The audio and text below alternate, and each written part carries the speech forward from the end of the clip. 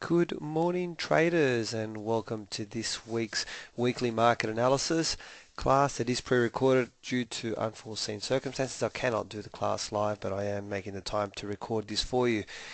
Before we get started, as always, please understand that any advice in today's session is of a general nature only and that your personal circumstances have not been taken into consideration.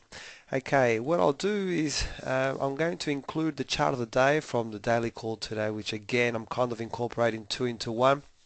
The chart of the day for this morning is the Canadian Japanese yen. Now it's on a daily chart. Now please understand it's not ready yet. We need to wait for the current candle to complete. If it completes as an inside candle, then we have a full trigger available to us. We can clearly see from the region that I've marked out for us that we have hit some kind of a resistance level, and we're just waiting for confirmation to see if we get the correct setup to trade price action back down the hill, so to speak. So this one is our chart of the day from the daily call. Put this one into your hot list, and let's see if we have a trigger for tomorrow. Alright, so let us kick off and have a look at the news, the major news that we have this week. I'll just a little bit of commentary from last week. Of course, we had non-farm payroll on Friday, which was the biggest event of the week. The reports in general were mixed. Okay, so there was some good news and some bad news. Well, not so much so bad news, but generally it was a mixed report. It was, however, interpreted by investors enough to keep the confidence in the US dollar, and so the US dollar came out a little bit better from that report. Now, of course, leading into this week, we're going to hear from Miss Yellen, and I'll speak about that in a moment, which will clear out a few things, and let's see what the direction that the US dollar essentially takes. So I guess from non-farm payroll, mixed news, but generally investors are staying faithful, and the US dollar did not tank and has performed okay from it. GBP last week, we ran into a bit of head sort of resistance at that 130 to 130.50 level, and it's pulled back a little bit, so we need to see what becomes of that.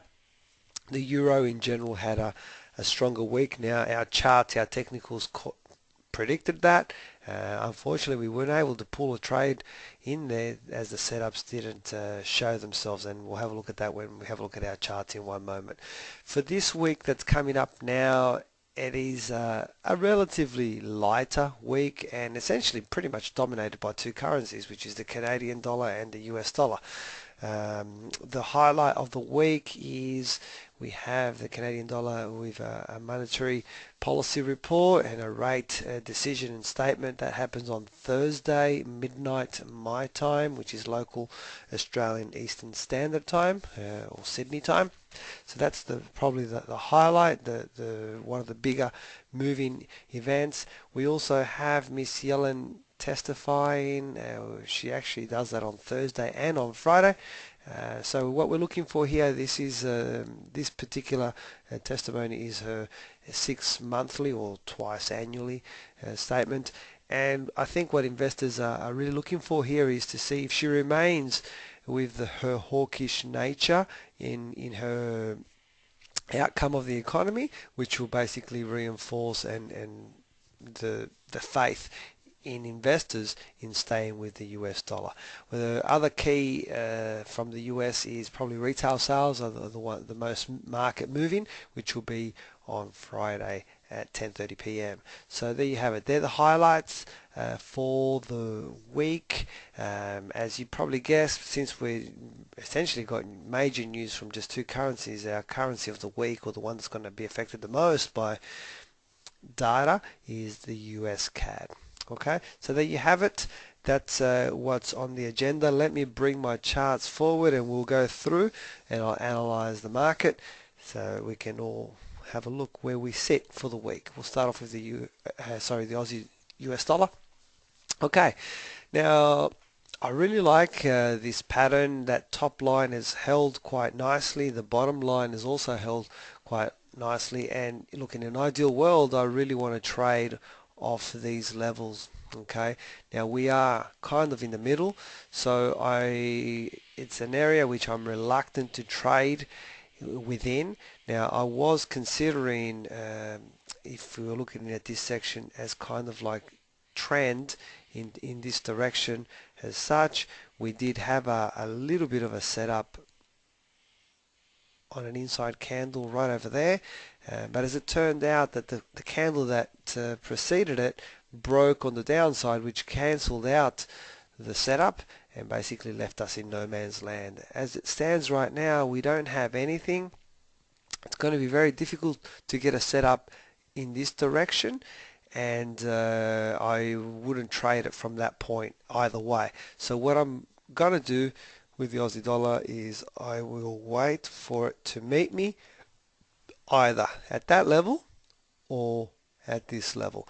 When I get there, then that's when I'm looking for my price action uh, setups, and I'll be very much happy to trade such a setup when we get there. Okay, so for this week, Aussie US dollar is kind of in no man's land, so we are skipping away from this one where we got nothing set up. Let's move along. Let's have a look at the Euro USD. Okay, Euro USD has been on a really strong run. I'm still keeping that gap here because there are some traders out there that still believe that this will get closed up. Now, I have seen gaps that have taken 2 years to close up. I've seen gaps that have taken, quite a few months. It's already been nearly 2 months since that gap presented itself in the market and has reluctantly moved away from that. Now, one important thing to note about when a significant gap such as this one is left in the market is that should all of a sudden the market start to drop down, it can quickly take a lot of acceleration in the other direction, because all those traders that have this memory, they will quite happily jump back into the trade and add to the momentum to accelerate it downwards. Okay, so I'm leaving that highlighted there. It doesn't mean that I'm trading short, it just means that I'm leaving it there. Okay, now what I have highlighted and what we were trying to do, let me zoom in a little bit better, last week was we said let's wait for some kind of a pullback. The pullback happened, but we didn't get the setup. There was no setup for us. So this little movement here, we're not able to take advantage of it because we didn't get a price action set up. So what I'm going to do this week, we're kind of still in the same region. I'm just going to add a little line up here. Okay, I'm curious to see if we break that line, that level, it kind of opens up, excuse me, it opens up the market traveling to the 115 and further on. Okay, now should this level hold, now post non-farm payroll on Friday we saw that we got very close there, and it shot down. So I'm curious to see the other level that I just want to highlight for you is I'm just going to put another marker at this level here. Okay, now I think if we break this one, okay, and more specifically if we get through all of this, it really opens up this area for us.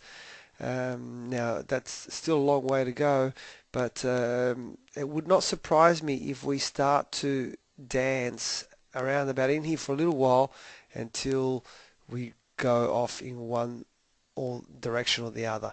Now this particular week there's not much euro data available, so it's probably going to be moved a lot more by the sentiment on the US dollar. Okay, so at the moment as it stands we don't have a trade. What may come as an option, if we step into a 4-hour chart, you may get an opportunity over here somewhere to attempt to trade it as a bit of a double top or something along those lines. Okay, so that's for any of you that really are looking for a trade on the Euro USD. Otherwise, really there isn't anything. I'll go back to my daily and I'll leave these lines on my chart because they will remind me of what my thought process was the last time that I looked at it. Okay, let's move along. Let's have a look at the GBP USD. Okay, GBP USD, we were hoping that we didn't quite get the opportunity to trade up there. We didn't get a setup. That's unfortunate. What I've also done now is if I've added this bottom line, I've picked up this top and I've picked up this bottom, thinking that maybe a previous level that was acted as resistance is now acting as support. And I think until the GBP breaks clear of that 130.50 region, which is around about up here somewhere, okay, we may be in this space. Okay, so what I'm willing to do is I'm willing to look for opportunities up here to try and short it again, or if it does come down to this level here, then I'm looking for opportunities to go in that direction. Anywhere in between would not be considered trend because you can clearly see that I'm stuck in there, so I would not attempt a trend-based trade, even though my moving averages are lined up, and I often use those moving averages simply to give us a simple idea of what trend could be. But it's clear from this drawing that I'm showing you here that we are not in trend yet. We are in a consolidation phase, so the best trades that I would be looking for again are these ones. We're not there, so unfortunately I've got no setups for you at this stage on the GBP USD. Let's move along. Let's have a look at the US yen. Okay, US yen. Now I drew, I think this was we had a chart of the day or a daily call last week 2 times, and the third one we said we had this little inside candle over here. I got some questions about this. I'll just share these thoughts so that it can help everybody else. The question was, if you get a setup, because I did make a comment last week as I made this the chart of the day on the daily call, and there was also a trading challenge trade, I made the comment that it is occurring on the eve of non-farm payrolls. So often you as a trader will have to make your own decisions as to if you get a setup on such a heavy data or market moving data release, do you take the trade or do you not take the trade? The question was asked, what do I do? Look, and this is, I don't want to influence anybody, and you should all go and make your own decisions. But generally for me, I just trade it. It doesn't really matter to me. If I'm trading it off a daily candle, if I was, doing a trading off a 15-minute chart or even a 1-hour chart or something like that, well then that's different because it's all the parameters are totally off the mark, so then it would affect my decision. But when I work off a daily chart, I just trade it. I often, not just myself, we often rely on big data moving events to assist our trade, or sometimes they stop us out, but that's just part of trading and that's part of the probability, and I'm okay with that.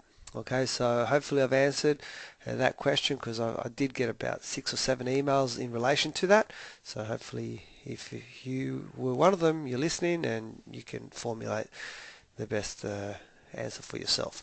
Alright, now I often talk about the breaking candle. This is a breaking candle.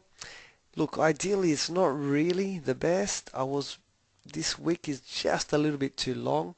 If it was a little bit shorter and I wasn't coming so close to this level here, then yes, I would have been happy to take this, trade in this direction straight away. Now, I have talked about breakout trading before. It is a difficult type of trade to do psychologically. Okay, so just be aware of that. If you're finding it too uncomfortable, the reasons behind that are pretty obvious, because imagine at this point you want to buy and you've just seen the market do this entire movement. It's naturally to think that it may not continue. Okay, so the psychology behind the breakout trade is quite difficult. So I just thought I'd point that out. Now what I want to do now is let me get rid of this line because it's no longer in use. I just wanted to use that for us to see, and what I'm going to do is I'm just going to draw a brand new one. It's going to go right across, and you pretty much guessed it. You know what I'm going to look for. I am going to look for an entry right here to short, or the alternative is, if you do like breakout trading, and this candle's going quite strong right now, if this was to end up like this, for example, tomorrow, well then bang, that is a breakout trade, and it would be clear to attempt it. Okay, so there you have it. That's the analysis on the US yen.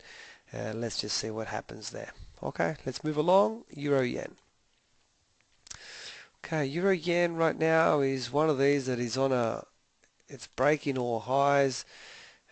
When you see the market, see from a long time ago, has just been moving all the way down, and then there was a clear level here which we've broken, and this level, and now we've broken.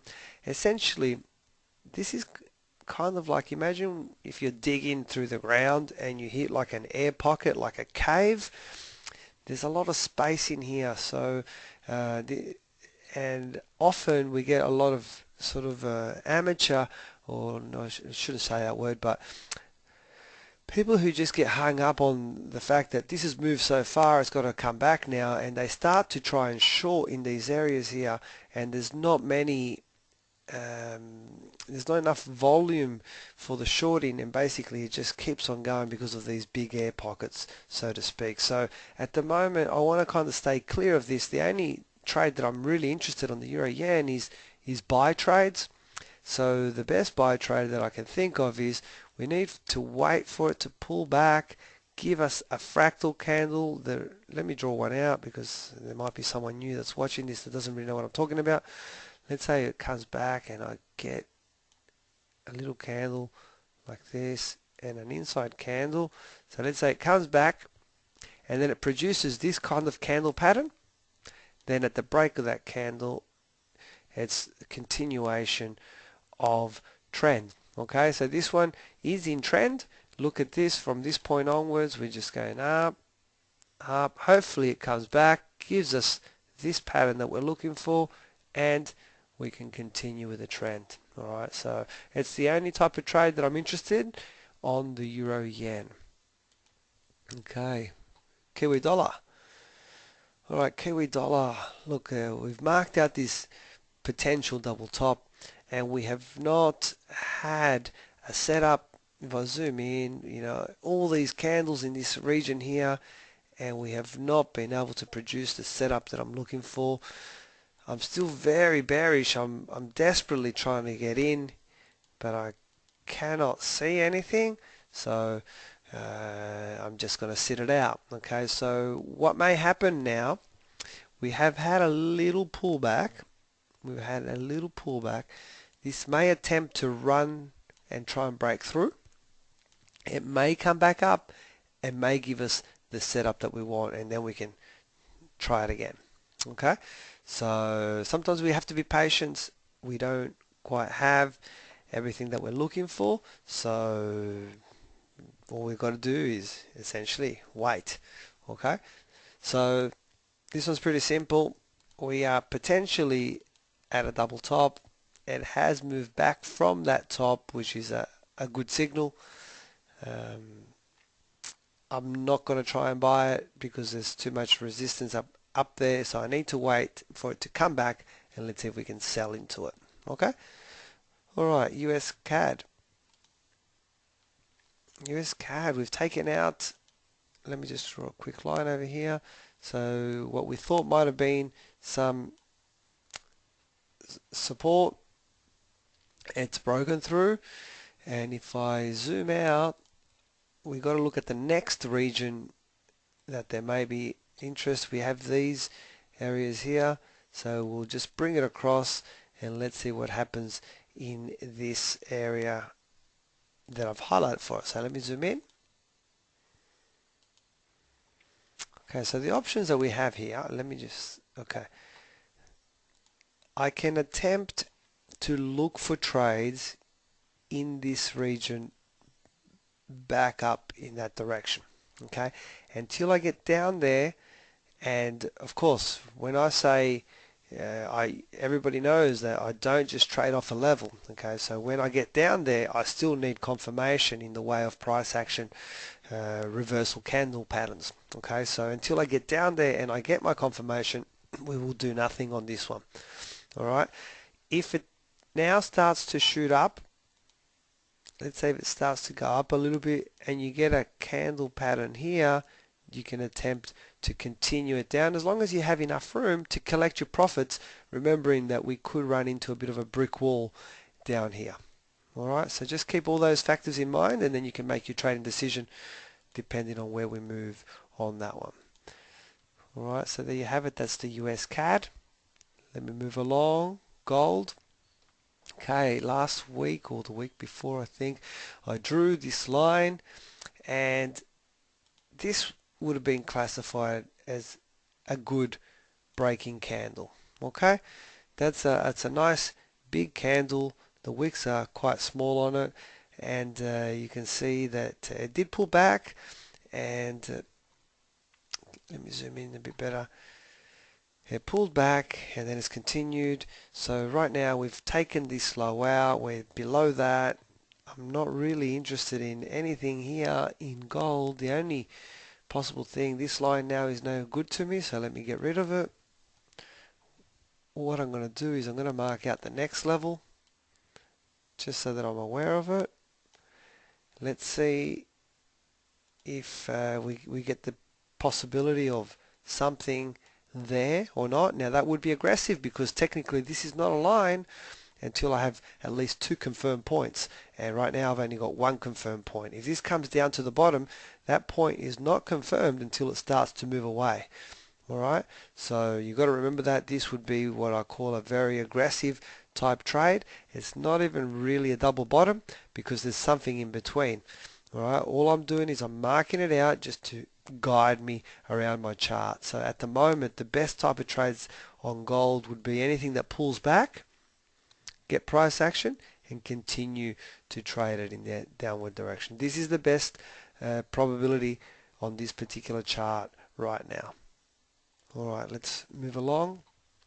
Finally, we have oil. Now this channel has been a really rewarding one. It's produced some nice results for us. We are stuck in, now we're kind of in the middle of it. So I have a rule, like say for example now if we were to get price action and you could say, oh, you know, we're on our way to this side here.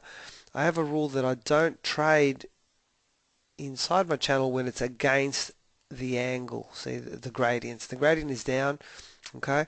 So, but if it's in the direction of the gradient, like for example for here, if it went up and gave me price action there, I would trade that, but not in this direction because this is against the slope of the channel. All right. So, and since we're in the middle, 2 options only: wait till we come down to the bottom, or wait till we go to the top to trade in those directions. Okay, they're the only viable options for oil for this week. Alright guys, that pretty much wraps up my analysis for the week. Apologies I could not do this class live, but I have made the time to produce it for you, so if you do have any questions you can always email me and I will make the effort and time to get back to you in a promptly manner. Hope you all have a great trading week. Hopefully I will be able to do the daily call first thing in the morning as usual, but I will speak to you shortly. Bye for now.